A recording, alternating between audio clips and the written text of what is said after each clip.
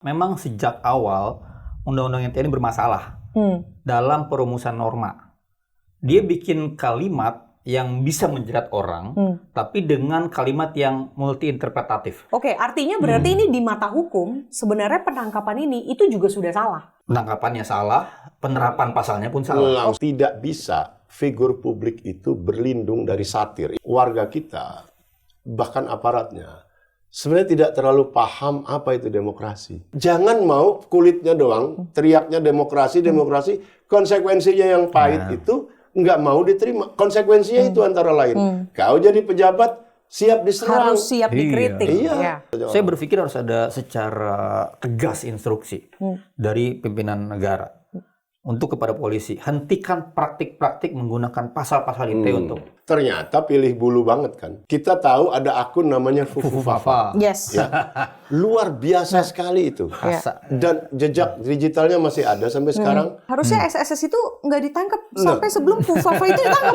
Fufufafa itu menurut saya 1000 kali daripada SSS itu. Penghinaannya. Penghinaannya terhadap orang yang sekarang jadi presiden.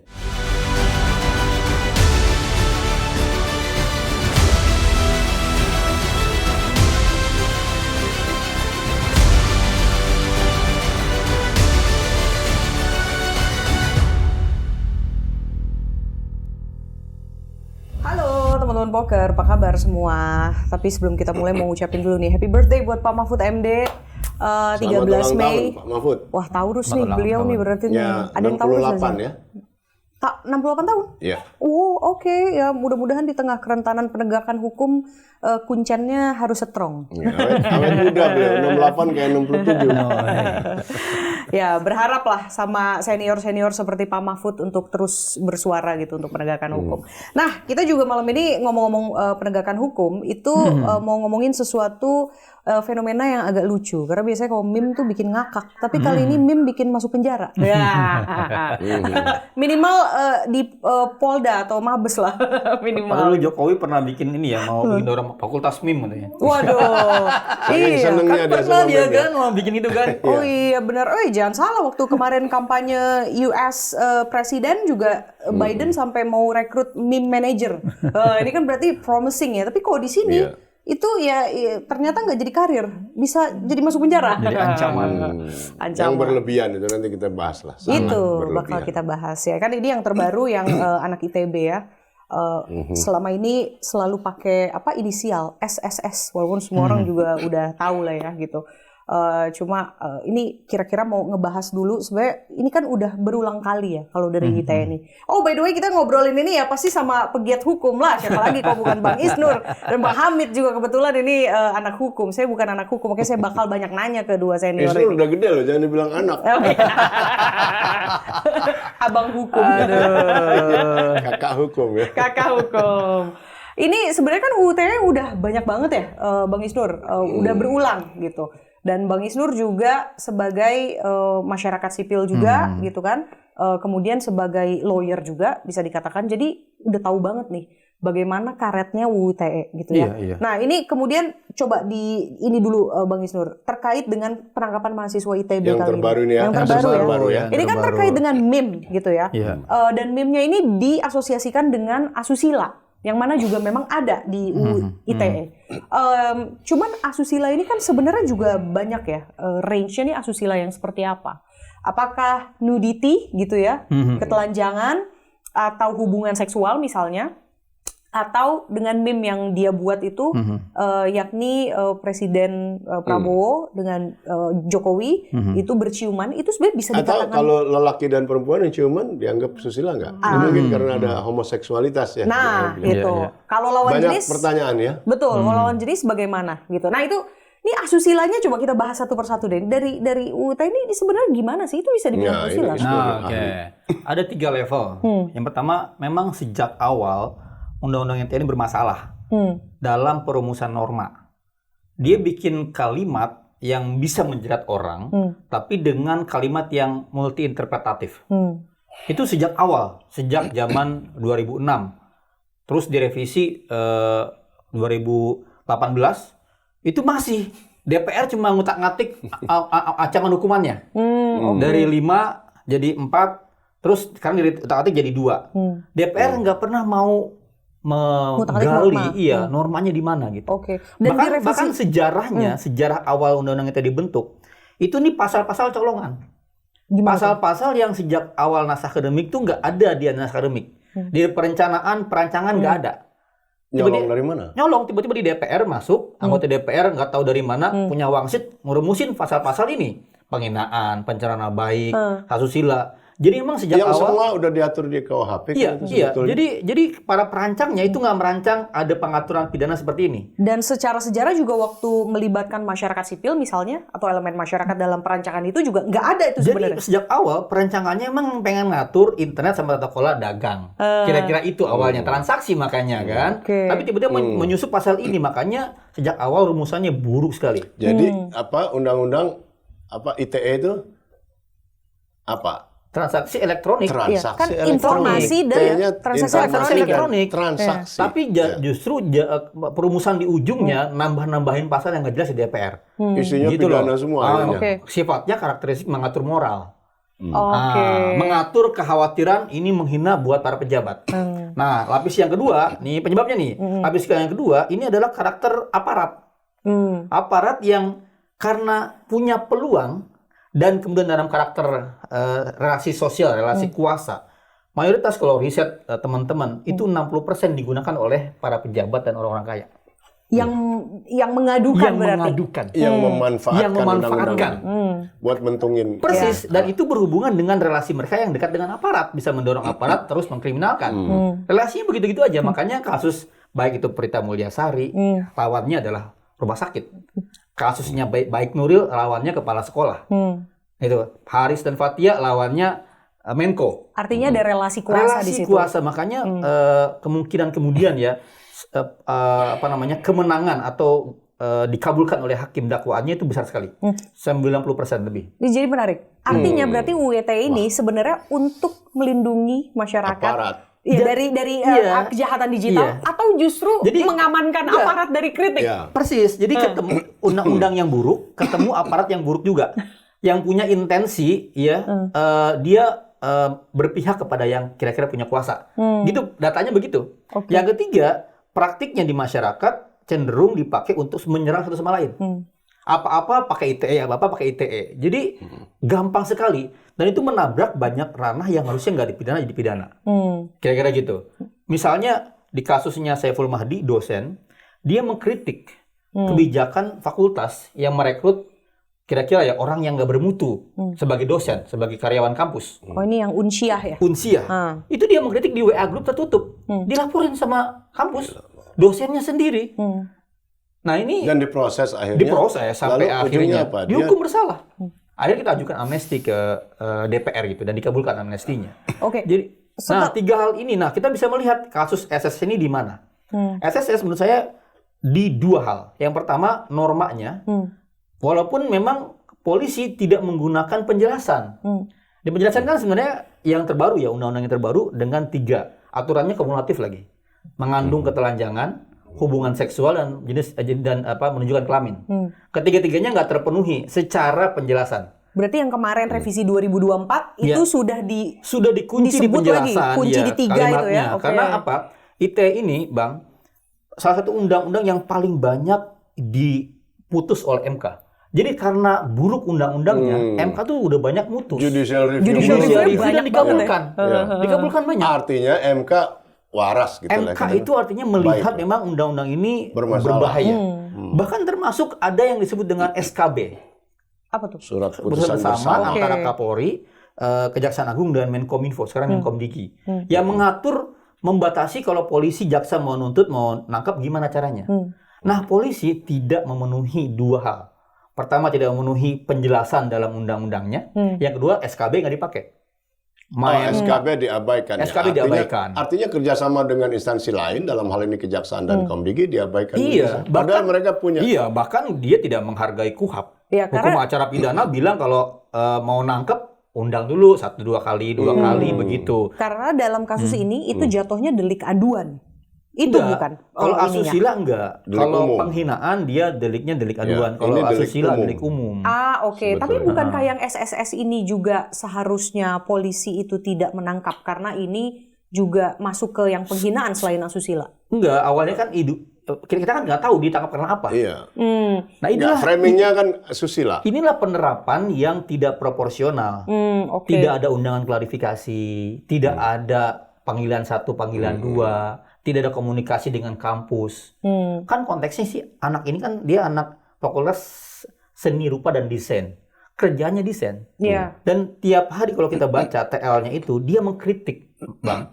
Mengkritik pengaturan pemerintah yang nggak ada melindungi orang-orang seni rupa dan Pekerja desain seni, dari gitu lah ya. AI. Dia tuh khawatir dengan perkembangan AI yang liar sekali dan Ya. pekerja seni dan desain itu kira-kira akan suram masa depannya kira-kira gitu. Nah, Oke. konteks dia mengkritik dan menggambar meme itu, dia ngingetin. Ini kalau Ini loh, salah satu contohnya kalau ya. nggak ada pengaturan soal AI, bisa sangat mudah orang menggambar seperti ini. Karena orang-orang yang desainer punya etik kan. Oke. Tapi AI kalau nggak diatur nggak punya etik gitu. Dia reminder sebenarnya. Harusnya dia dihargai Iya, itu sebagai pahlawan, pahlawan, iya. gitu. Oke, artinya berarti ini di mata hukum sebenarnya penangkapan ini itu juga sudah salah. Penangkapannya salah, penerapan pasalnya pun salah. Langsung Oke. ditahan. Nah, ini bukannya ditahan. berarti harusnya berarti kritik buat polisi Oh iya. untuk mereview bagaimana kebijakan apalagi dia penangkapan dan mengkaitkan sebagainya. dengan pasal 35. Pasal 35 ini kan seolah-olah dia membuat dokumen resmi. Bukan. Iya. Gitu. Ini kalau gini dia, saya misalnya nggak punya ijazah, oke? Terus melamar lah jadi calon presiden. Misalnya, saya kasih ijazah, saya kirim ijazah saya scan. Padahal itu bukan ijazah asli. Iya. Nah, itu kena tuh pasal 35. Kalau ini kan enggak.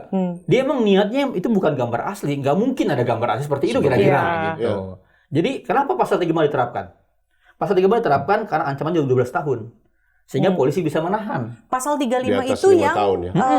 pasal asusila tadi? Bukan, Atau apa? pasal orang seolah-olah membuat dokumen Pemalsuan resmi. lah, ya. Membuat oke. data dokumen resmi. Padahal sementara, iya itu bukan. Kalau hanya 27 ayat 1, itu nggak bisa ditahan. Karena di bawah 5 tahun. Ya, ya. Nah itu yang kemudian delik aduan tuh di situ Persis. kayak 27. Jadi sebenarnya Oke. cara polisi ingin menahan biasanya menambah-nambah pasal yang ancamannya di atas 5 tahun. Itu sering lama. Supaya bisa ditahan. Nah, DPR klaimnya kami sudah kok mengurangi ancaman biar orang nggak bisa ditahan. Ya. Gitu. Sama polisi diakalin pakai pasal lain. 35. Oke. Ya. Nah, berarti kesalahan prosedur ini harus dilihat dari mana? Kira-kira nih, misalnya ini kan adalah polisi langsung main tangkap aja. Iya. Artinya ini adalah sole mistake dari institusi Polri atau menurut Mas Isnur memang ada orkestrasi lainnya di situ yang juga terlibat? Nah, disinilah kita harus mengevaluasi di bagian yang kedua tadi, penerapan hukum. Bagaimana manajemen penyidikan harus dievaluasi. Oke. Karena apa? Karena di situ nggak ada kontrol. Penyidik bisa dengan sembarang Subjektif. menafsirkan, sangat subjektif. Termasuk dalam menahan. Subjektif dia. Kalau dia merasa anak ini akan melakukan tindak pidana yang sama, kabur atau menghilangkan barang bukti, dia tahan aja. Nggak ada indikator itu. Jadi kita perlu masuk merevisi atau memperbaiki sebenarnya mekanisme aparat bisa menangkap, menahan. Itu Komisi penting sekali. kepolisian di mana fungsinya sekarang? Kan sekarang dia nggak punya gigi. Mestinya kan itu Kompolnas. wilayah dia tuh. Kompolnas harus Kompolnas. mengawasi. Tapi kan giginya dia cuma ngasih kebijakan aja ke presiden. Gigi palsu. Gigi palsu, pada ompong gitu, nggak ada anggaran pula kan di Iya. efisiensi kan. Mas, berarti sebenarnya UU ITE setelah melalui sekian banyak revisi, judicial review di MK yang cukup Tidak banyak, mengubah substansi. Substansi nggak berubah. masih karet sebenarnya. Nggak berubah. Kecuali MK yang mulai sekarang makin tegas. Misalnya pasal penghinaan nggak bisa dipakai untuk pejabat, korporasi, profesi itu nggak bisa. Gitu. Oke, berarti yang pasal 27 itu, yang penghinaan 27 ya Mas ya? Itu kemudian udah diganti menjadi yang A dan B, itu Iya. sebenarnya sudah cukup baik ya? Iya. Oke. Termasuk MK bilang bahwa chaos atau kerusuhan atau peributan di internet itu bukan kerusuhan. Karena pernah kejadian. Dulu Jumhur Hidayat, dia mengkritik Omnibus Law. Itu dianggap bikin kerusuhan. Di Dan dunia dicas maya di kok. dunia maya dianggap kerusuhan. Nggak bisa kata MK namanya kerusuhan tuh di lapangan. Real, ada yang dibakar, ada yang dibakar, ada apa ini enggak. Benar-benar Itu dikenain kacau. pasal kerusuhan. Jadi otak yang kita lihat ya dari aparat, baik dari penyidik, penuntut maupun hakim ya begitu karakternya. Kadang-kadang saya heran, dia pura-pura bodoh apa bodoh beneran ya? Nah, ini kan Karena berarti ada jelas. like and dislike juga di situ ya. Nah, sebenarnya yang berhak menilai berarti siapa dong? Kalau kayak gini. Kita melihat ya di kalangan pidana, saya melihat ada konservatisme yang kuat, Bang. Sangat kuat.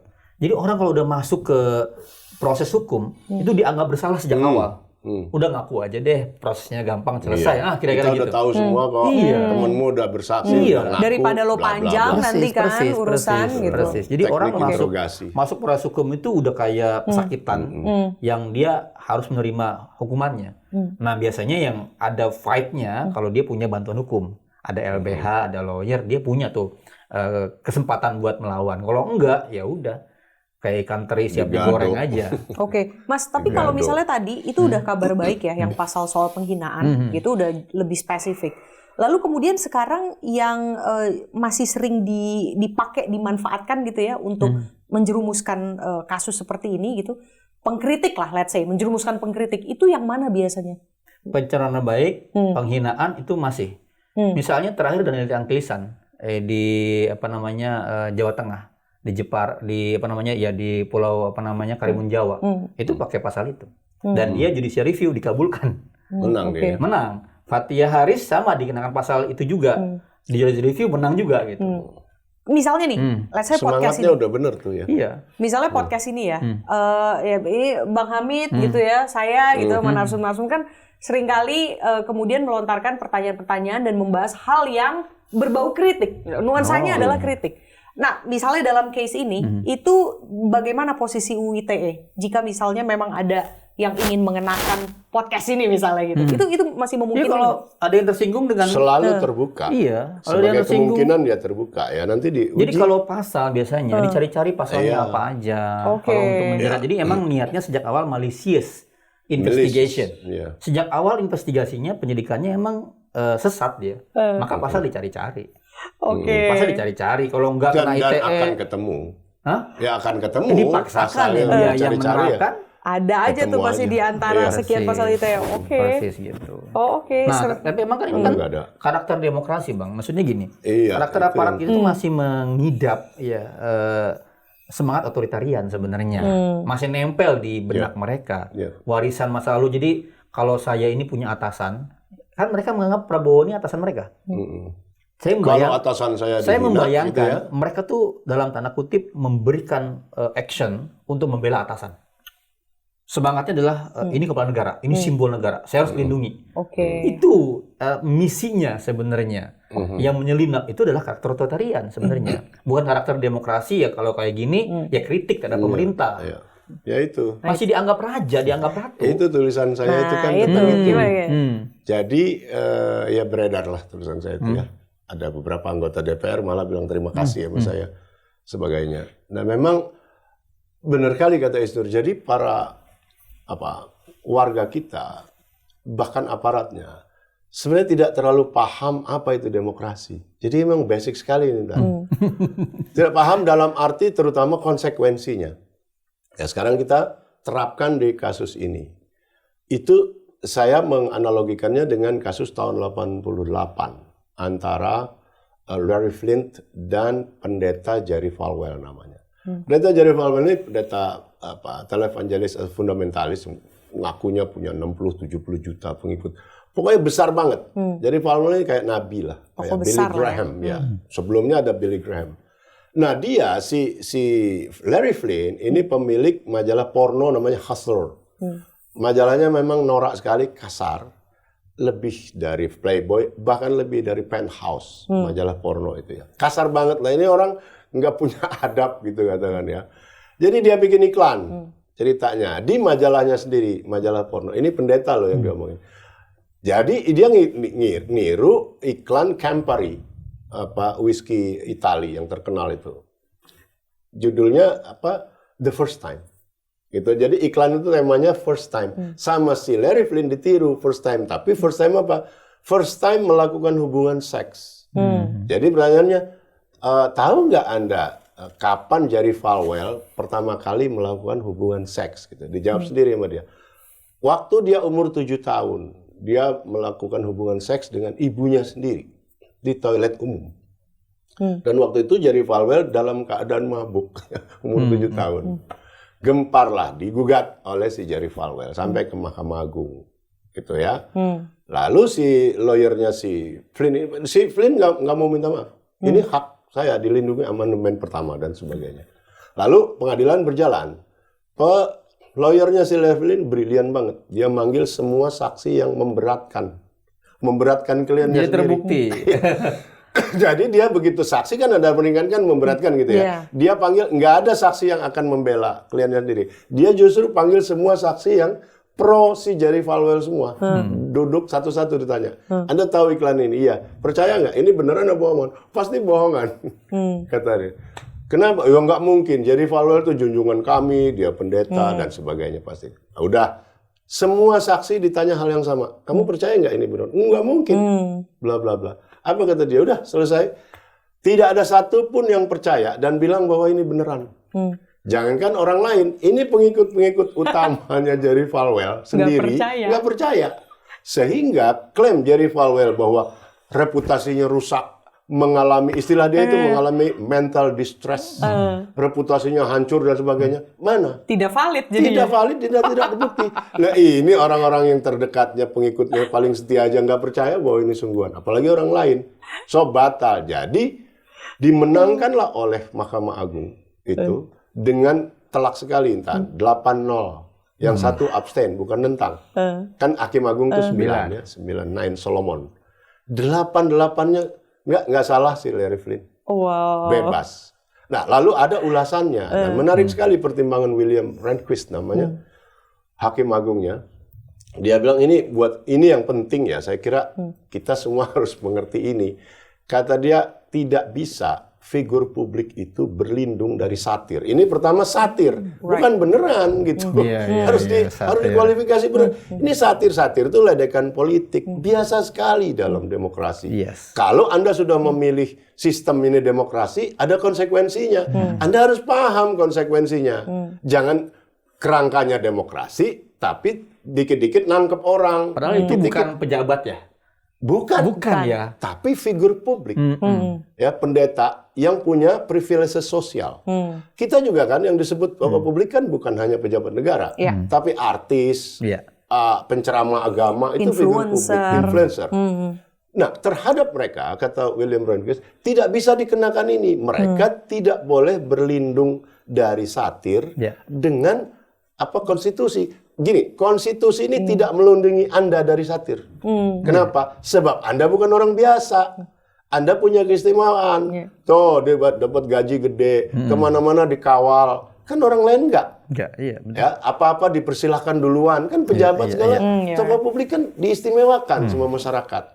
Loh kok mau enaknya aja gitu. Tiba-tiba begitu soal hak-hak itu mau sama orang biasa yang nggak pernah dapat privilege apa-apa. Di situ filsafat demokrasinya juga masuk. Apa Intan? Keren. Nah karena itu kata William Rehnquist tidak bisa. Jadi konstitusi Amerika bukan untuk melindungi Anda para figur publik ini dari ledekan orang. Kalau di kita kebalikan ya. Justru figur publik menjadi target perlindungan. Itu utama. Terbalik. Nah jadi saya kira kembali kita harus memahami yang basic, the core of the ideas gitu. Jangan mau kulitnya doang, teriaknya demokrasi, konsekuensinya yang pahit itu nggak mau diterima. Konsekuensinya itu antara lain. Kau jadi pejabat siap diserang. Harus siap dikritik. Iya. Adalah hak warga negara. Karena warga negara itu diberi kebebasan berpendapat. Ya. Di dalam kebebasan berpendapat bukan hanya hak atau kewajiban berkata benar, kata dia, tapi juga hak untuk ngomong yang lucu. Hak untuk ngeledek-ledek itu termasuk dalam konsep kebebasan berekspresi. Jadi di Indonesia dalam praktiknya lebih berbahaya dibandingkan dengan negara yang menerapkan lese majesté atau Artikeln. Jadi kalau di negara yang sifatnya kerajaan, raja dan ratu dilindungi. Iya, lu boleh kritik apa saja Perdana Menteri, kecuali raja. Lu boleh kritik pemerintah sekeras apapun, habis itu dikritik, tapi nggak boleh kritik ratu dan raja. Indonesia diterapin nih. ratu dan raja, tapi ratu rajanya sampai level yang bawah. Bahkan level Semuanya. kecamatan aja tuh bisa camat, dilindungi. bupati Betul. dianggap majeste, dianggap yang punya kehormatan raja dan ratu. Itu betul, itu terjadi misalnya di Thailand. Anda boleh kritik panglimanya segala perdana menteri, tapi Raja Bhumibol enggak. Tetapi lihat, ini menarik sekali sebagai contoh. Inggris yang notabene kerajaan tua begitu hebat, itu aja sekarang sudah nggak terlalu kebal kok, sudah lebih ditoleransi. Loh, tiap hari ada tabloid di Inggris yang kerjanya cuma ngata-ngatain istana Buckingham dan keluarga. Benar. Gitu. Nggak apa-apa tuh gitu. Raja loh itu. Walaupun dia jadi monarki konstitusional istilahnya, bukan monarki absolut lagi. Tapi Thailand juga sebenarnya kan monarki konstitusional, udah ada perdana menteri dan sebagainya. Tapi bagian ininya di MK sejak 2006 itu sudah menghapus pasal Hatsaya-Tekelen. Presiden bukan lagi sosok yang dilindungi. Pasal-pasal penyebar kebencian. Iya. Itu udah dihapus, nggak bisa lagi. Jadi kalau presiden itu merasa tersinggung, datang pribadinya. Tapi kan nggak mungkin melepaskan pribadi dengan jabatan kan. Dulu pernah SBY melapor langsung ke Polda ketika ada orang aksi bawa kerbau. Kan kalau sebelum-sebelumnya kan orang tuh kalau ada penghinaan presiden langsung polisi bergerak ya. Nggak ada laporan, nggak ada apa gitu. Itu udah nggak ada. Itu udah nggak boleh gitu. Tapi maksud Anda dari segi itu udah ada sedikit kemajuan. Ada kemajuan. Ada sedikit kemajuan. Kita apresiasi lah ya. Apresiasi. Berkembang, MK ini berkembang, menghapus pasal-pasal itu. Tapi pikiran paradigma yang mengendap di aparat belum berubah. Masih merasa punya kewajiban melindungi atasannya. Itu tadi, tidak menyadari konsekuensi dari sistem yang kita sepakati bersama, yaitu demokrasi. Demokrasi itu bukannya barang kosong atau sebuah kata-kata saja. Itu turunannya banyak sekali, turunan konsekuensial. Secara politik dan secara hukum gitu. Nah, mestinya orang memahami juga turunannya ini, jangan kata-katanya doang. Gitu. Ya, ini kan berarti artinya dilematisnya di sini. Kalau misalnya kemudian satir dan meme itu saja bisa konsekuensinya adalah penjara, berarti kan pertanyaan selanjutnya, ya kalau kita bicara norma, itu kebebasan berpendapat masyarakat berarti batasnya sampai mana? Ya, itulah soal. Yang kedua sebenarnya gitu. Ternyata pilih bulu banget kan. Sangat Kan pilih bulu. misalnya kita tahu ada akun namanya Fufufafa. Yes. Ya. Luar biasa sekali itu. Dan jejak digitalnya masih ada sampai sekarang. Sampai 100 tahun lagi juga masih ada. Harusnya SSS itu nggak ditangkap sampai sebelum Fufafa itu ditangkap. Fufufafa itu menurut saya 1000 kali daripada SSS itu penghinaannya. Penghinaannya terhadap orang yang sekarang jadi presiden. Exactly. Ya. Luar biasa, kita sampai nggak sanggup untuk mengulanginya lagi untuk di Indonesia nih Bang, ada cerita di Tanjung Balai namanya Meliana. Yang kemarin dia curhat, itu azan peka kali suaranya. Kebetulan orang Buddha. Dia orang Buddha, dia merasa kok azannya makin keras ya. Di penjara, curhat doang. Nggak menghina apa-apa, nggak ada. Jadi itu memang dalam praktiknya kita melihat berhukum ini brutal, tergantung siapa yang melaporkan, siapa yang dilaporkan, siapa yang proses begitu. Ada lagi yang gini kan ya. Tulisan saya itu banyak juga yang nanggapi lah ya dan ngeritik, which is okay, ngeritik itu. Tapi saya ingin argumennya benar. Nah, argumennya ini yang mengkritik saya itu menurut saya salah. Jadi gini, kok itu ditoleransi gitu ya, kayak gitu ya. Ini mestinya enggak, karena Amerika itu beda sama kita, itu beda sama Amerika. Apa bedanya? Ya kita punya adat ketimuran dan sebagainya. Ini menurut saya argumen yang... Ini logical fallacy. Ya. Karena apa? Satu, kerangkanya demokrasi kita juga niru Amerika kok. Itu yang saya maksud. Kalau kamu mau meniru atau mengadopsi satu sistem gitu ya, kamu harus mengerti lengkapnya dulu, baru diadopsi semua. Jangan itunya doang gitu. Nah, sekarang kalau dibilang ini kalau dengan budaya Barat, di dalam budaya Barat baru sesuai apa? Nggak benar itu. Satu, seolah-olah orang Barat itu tidak bermoral. Ya. Yang keberatan dengan misalnya free sex atau apa di Barat, banyak sekali kaum moralisnya juga yang keberatan. Bukan dia, cuman dia nggak berdaya. Karena apa? Karena sistem politik yang sudah disepakati bersama adalah ini, demokrasi dengan konsekuensi ini. Nah, jadi saya bilang, bahwa argumen yang benar, kalau atas dasar Barat-Baratan dan Timur-Timuran, saya bilang di mana kita yang tidak meniru Barat? Ya, sistem demokrasinya sendiri dari Barat. Negara kita bentuknya republik itu dari Amerika. Karena banyak waktu sidang PPPKI itu banyak juga yang mengusulkan kita jadi kerajaan saja. Jangan kira loh Intan, jangan taken for granted bahwa ini jadi republik modern dengan mudah. Banyak yang menentang karena kita punya tradisi kerajaan begitu banyak. Jadi sekarang digedein aja kerajaannya persis seperti Cina. Cina itu kan ada 7 kerajaan lalu jadi satu Qin yang paling gede. Nah, baru tahun 49 dia jadi republik modern. Nah, kita juga mau begitu dulu. Oke, kalau begitu kita niru dari Amerika. Lalu trias politiknya kita niru. Kan ada kekuasaan dibagi yudikatif, legislatif, eksekutif. Kalau kerajaan nggak ada tuh. Semua yudikatif dan itu kan diraja semua. Apalagi sampai level simbol. Simbolnya burung Garuda di sana. Kita pakai burung fiktif namanya Garuda. Di sana burung elang beneran. Di sini burung fiktif. Nggak pernah ada burung Garuda, tapi anyway sama-sama burung gitu. Lalu slogannya, motonya Bhinneka Tunggal Ika. Itu kan di Amerika pluribus unum namanya dari bahasa Latin. Kita kemudian niru itu lalu dicari dasar-dasar lokalnya seolah-olah kita asli gitu. Saya kira enggak, itu Amerika 200 tahun sebelumnya udah pakai itu. Gitu-gitu loh maksud saya. Kalau argumen yang benar dulu, gitu. Jangan gampang bilang kita timur dan barat. Orang dari barat semua kitanya. Dan itu nggak ada dalam teks hukum. Dalam artian asusila itu kalau mau dibilang timur secara delik ya, secara kalimat kata-kata dalam undang-undangnya nggak terpenuhi. Nggak ada. Misalnya kalau di undang-undangnya Anda menggambar presiden dengan calon presiden ciuman itu melanggar hukum, mari. Makanya dalam hukum pidana ada namanya asas legalitas. Nah, asas legalitas itu berarti apa? Berarti sebuah pasal mengatur dengan jelas. Ada namanya istilahnya lex stricta. Dia harus strict. Nggak boleh multi interpretasi.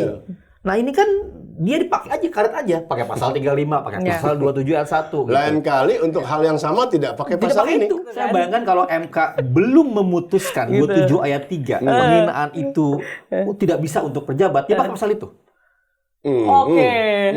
Jadi dicari-cari pasal, gitu. Kalau belum diganti, belum diganti. Kalau ini udah diganti meleset ke 35. Di KUHP ya, itu ada pasal penghinaan kepada pemerintah. Ada bang, KUHP baru mengerikan ya. Yang baru, yang baru. Tapi karena belum berlaku Januari belum dipakai. Kira-kira gitu.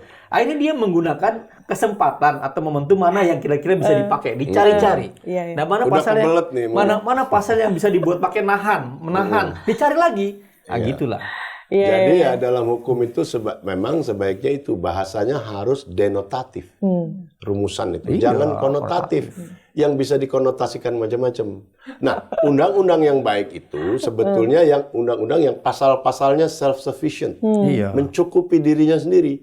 Nah, undang-undang kita semuanya ada penjelasan. Yang sebenarnya nggak perlu tuh. Tapi oke lah. Kan pada umumnya penjelasannya pun begini, pasal 24 cukup jelas, padahal nggak jelas, gitu.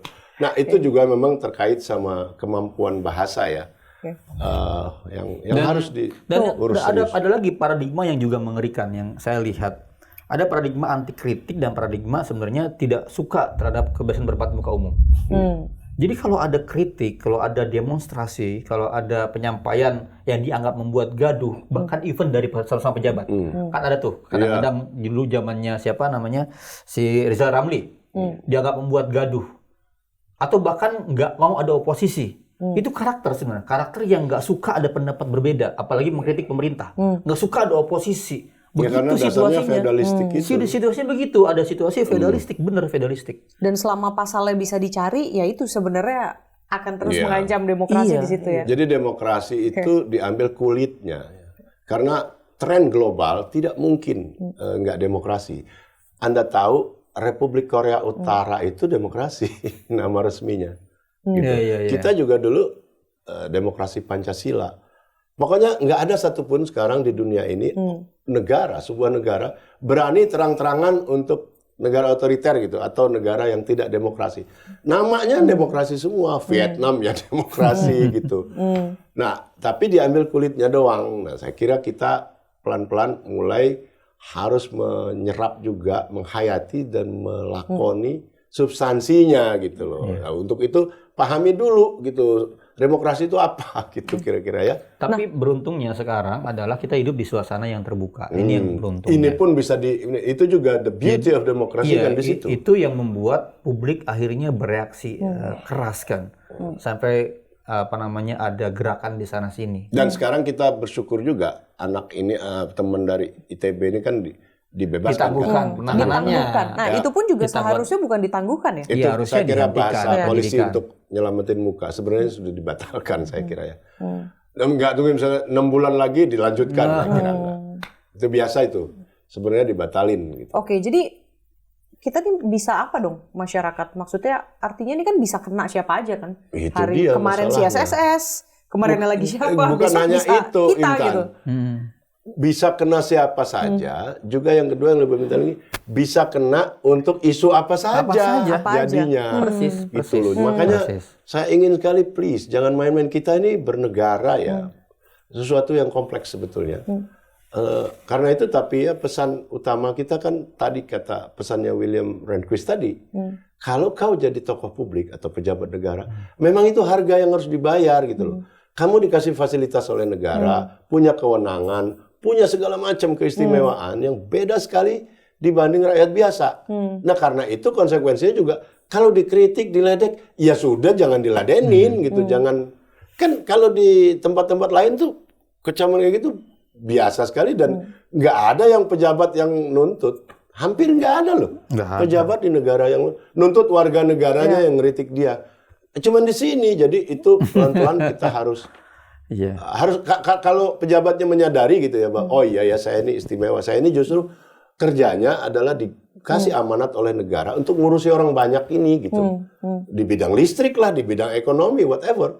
Tapi yang jelas kau diberi kewenangan gitu. Di waktu pendek, Jangan saya berpikir, baper kata saya berpikir harus ada secara tegas instruksi dari pimpinan negara untuk kepada polisi, hentikan praktik-praktik menggunakan pasal-pasal ITE untuk mengkriminalkan orang. Kriminalisasi. Mau mengkritik saya, mengkritik apa jelas. Jadi instruksinya, karena aparat ini kan feodal tadi kan, dia harus bersifat instruksi. Kalau atasan dan perintah tidak pernah lagi terapan, itu akan reda sementara. Tapi jangan Nanti kambuh lagi. nanti kambuh lagi, selain cerita kan? gitu. Selesai agak lowong dikit. Tapi jangka panjangnya adalah pendidikan aparat sebenarnya untuk memahami demokrasi. Memahami bahwa aparat itu bukan di situ fungsinya. Bukan apalagi polisi ya. Polisi. Kan sebetulnya semi sipil ya, bukan tentara. Since you mention polisi juga kan jubir Polri ya, itu udah bilang kalau dia menyesal si SSS ini kan, dan tidak akan mengulangi tindakan itu. Bang Hamid sama Bang Isnur ngebacanya gimana statement seperti itu dari itu yang polisi mengatakan kan itu parafrase dari jubir tuh. Ya, wallahu alam bisawab namanya, kita nggak tahu. Kalau sebaiknya kan si anaknya yang ngomong di depan kamera gitu. Tapi ada kesan otoriter nggak sih dari statement seperti itu? Ibarat kata ditodong pistol, exactly. dalam posisi terpojok, minta maaf nggak? Ya, orang juga atau kayak ngomongnya gitu-gitu. Iya. Kamu ini mau minta maaf tapi itu dong. Dia bukan dalam keadaan yang tapi free saya kira untuk berbicara seperti itu. Ya, tetap masih ada relasi kuasa di situ. Jelas ada, tapi ya mungkin itu cara. Gini, kita juga bolehlah kita memaklumi bahwa institusi Polri ini kan besar sekali dan ia pemegang hak eksklusif untuk melakukan kekerasan ya kepada warga-negaranya. Lalu kalau dia salah begini ya dia harus tutupi. Kita maklum aja sudah. Yang gitu-gitu sih. Ini Bang Isnur sama Bang Hamid kan, kalau Mas Isnur suka ngomong di TV gitu ya, Bang Hamid suka mengkritik tajam lewat tulisan gitu. Udah nggak takut apa lanjut lagi nih gimana? Nggak, karena kita yakin. Saya kok merasa kalau diri saya merasa gimana? Itu takut nggak tiba-tiba diciduk? Banyak orang yang saya kenal juga yang jauh lebih keras daripada saya. Jadi gini, kalau saya ya pribadi sedikit, saya mencoba mengajak dialog sebetulnya. Dialog tadi yang basic, yang akademis kurang lebih. Saya kan nggak pernah maki-maki. Jadi demokrasi, ini loh sejarahnya gitu ya. Ini loh yang disebut kebebasan berekspresi itu apa? Kan itu orang biasanya hanya memahami sebagai kata atau sebagai frase atau sebagai istilah. Kandungannya nggak dia pahamin. Saya itu cuma mencoba gitu-gitu aja. Nggak ada yang luar biasa sebetulnya. Enggak, Nggak ada yang apa yang ditakuti kalau itu adalah sebuah fakta. Iya kan? Itu sebuah analisis dan pendapat nggak ada yang takuti. Dan itu kebenaran. Ya pun itu yang terjadi dengan Fathia Azhar juga, dia menyatakan based on fact. Persis. Tapi sekali. kemudian Makanya dia selalu bebas. dikatakan mana gitu. Ya oke, kalau dalam kasus seperti itu akhirnya kan diuji pengadilan. Lagi-lagi kita sepakat bahwa itu forumnya menguji. Ya diuji saja. Tapi kalau bisa kan nggak perlu sampai begitu. Karena bagaimanapun yang namanya diproses polisi itu bikin repot. Benar, bertahun-tahun. Dipanggil, berbulan-bulan dipanggil, lagi liburan sama keluarga dipanggil, dan seterusnya. Sudahlah, pejabat publik itu memang harganya di situ gitu. Oke lah, kalau gitu ini kita tutup dengan reflective question aja, mungkin bisa dijawab sama pejabat-pejabat negara gitu ya. Kalau sebenarnya UTE ini jadi untuk melindungi masyarakat dari kejahatan digital atau justru melindungi pejabat dari kritik masyarakat? Nah, itu ternyata dalam prakteknya lebih banyak yang kedua. Iya. Harus diakui kan. Okay. Lebih banyak yang kedua gitu. Nah, itu yang pelan-pelan perlu diperbaiki lah gitu ya. Jangan itu pelan-pelan langsung aja gas. Enggak, itu kan jadi kayak undang-undang balsem. Buat apa aja digosokin itu. Serbaguna. Jadi udah jangan begitu. Hukum nggak boleh begitu. Yang bikin kesel itu dalam banyak kasus ya. Kasus baik Nuril, Prita Mulyasari, terus tadi dosen juga di polisi. Udah berapa banyak? Itu tuh kita dialog dengan DPR ya. Terakhir ketika amnesti 2 kali, baik Nuril dan dosen ini, mereka menyadari ada masalah di ITE. Tapi ketika revisi ITE terjadi, mereka nggak hapus pasal itu. Kami sudah bilang, Pak, ini begini, pasal ini akibatnya ada. Kita sudah membuat prediksi-prediksi itu. Kalau ini nggak dihapus, akan terjadi seperti ini. Itu nggak didengerin sayangnya gitu. Jadi terjebak lagi dalam masalah-masalah yang sampai terus-menerus. Maka menurut saya, pertama di hulunya adalah hapus pasal-pasal ini. Hapus pasal-pasal yang tadi karet ya, yang nggak strict gitu. Yang kedua, kita harus bikin pembatasan dan pengawasan yang ketat buat aparat. Dengan perbaikan KUHP ini. Karena kalau bisa sembarang menangkap, sembarang menahan, dia bisa semena-mena. Kita harus batasi itu. Kenapa? Karena menangkap, menahan, upaya paksa adalah cara efektif buat orang langsung masuk ke tahanan gitu. Nah itu harus kita batasi, kita evaluasi jadi nggak bisa sembarang menangkap, sembarang menahan. Ya, oke, mungkin buat jadi penyemangat juga masyarakat tetap bersuara, silahkan. Harus bersuara, kritik kemudian harus tetap diberikan gitu ya. Gini, bersuara bukan kita mau sok-sok jago ya. Yes. Bersuara itu artinya kita sedikit memberi kontribusi sedikit ya seujung kuku untuk terus-menerus meningkatkan demokrasi ini. Ini bukan sesuatu yang sekali jadi. Di pengalaman di banyak bangsa lain, Intan, nggak ada sekali. Terus setiap tahapnya diuji. Nah kita sebagai warga negara sebisa-bisanya harus terus menyumbang dalam itu wacana-wacana kayak gitu. Dengan itulah negara kita dimatangkan gitu. Sampai pada entah kapan, suatu kali kita nggak bakal sempurna. Ya, karena demokrasi juga justru mengandaikan ketidaksempurnaan gitu. Makanya jangan gentar gitu ya, jangan takut untuk bersuara terus, karena kita bukan mau sok-sok jagoan. Tapi konteksnya itu gitu. Meskipun mau memberi sumbangan sekecil apapun. SSS itu bukan korban 1-2 gitu ya, emang banyak gitu. Tapi setidaknya ada Bang Isnur dan kawan-kawan di YLBHI yang siap support kalau misalnya hal itu kejadian lagi. Mereka ini. Siap. Harus saya mengingatkan terus. Oke, kalau gitu kita bungkus poker hari ini. Thank you for watching. Bye.